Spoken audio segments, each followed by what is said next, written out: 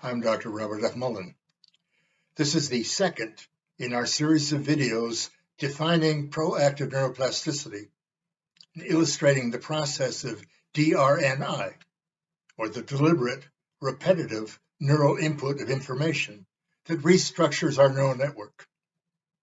Now again, neuroplasticity is evidence of our brain's constant adaptation to learning.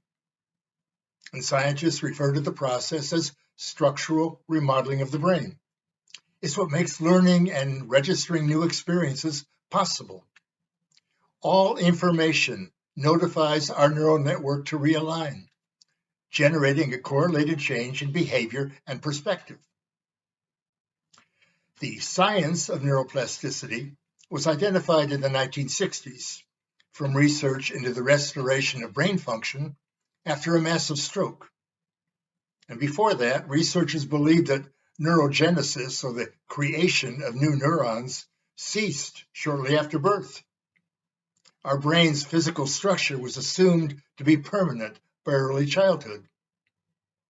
Well, today we recognize that our neural pathways are not fixed, but dynamic and malleable.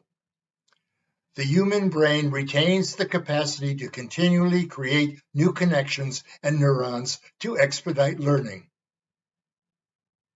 Now, one common area of confusion is the difference between general neuroplasticity and proactive neuroplasticity.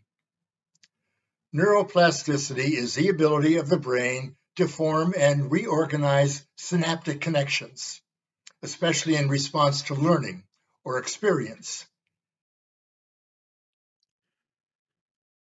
Reactive neuroplasticity is our brain's natural adaptation to sensory information. And there are 7 forms of sensory information that can be consciously or unconsciously received: visual, auditory, olfactory, gustatory, vestibular or balance relative to gravity, and proprioceptive, which is awareness of our physical self.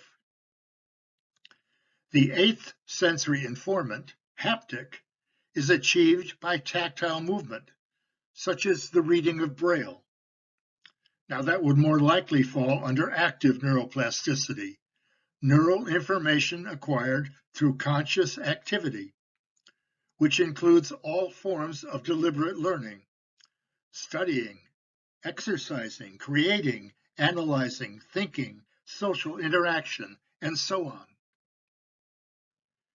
Proactive neuroplasticity is the calculated, repetitive neural input of information. So what we are most concerned with is our ability to dramatically accelerate learning by consciously compelling our brain to repattern its neural circuitry.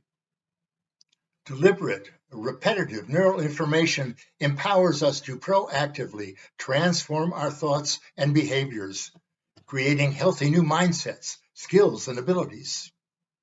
The proactive neuroplasticity is the conscious, intentional repatterning of our neural network, utilizing tools and techniques that facilitate the process.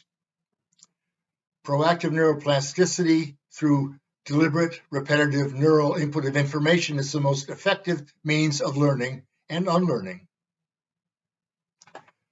Neurons don't act by themselves, but through neural circuits that strengthen or weaken their connections based on electrical activity. Synaptic connections consolidate when 2 or more neurons are activated contiguously. Hebb's rule of neuroplasticity states, neurons that fire together, wire together. Neural circuits are like muscles. The more repetitions, the more durable the connections. So the deliberate, repetitive input of information impels neurons to fire repeatedly, causing them to wire together. And when multiple neurons wire together, they create more receptor and sensory neurons and generate millions upon millions of participating neurons. Repeated firing strengthens and solidifies the pathways between neurons. The more repetitions, the more robust the new connections. This is called Hebbian learning.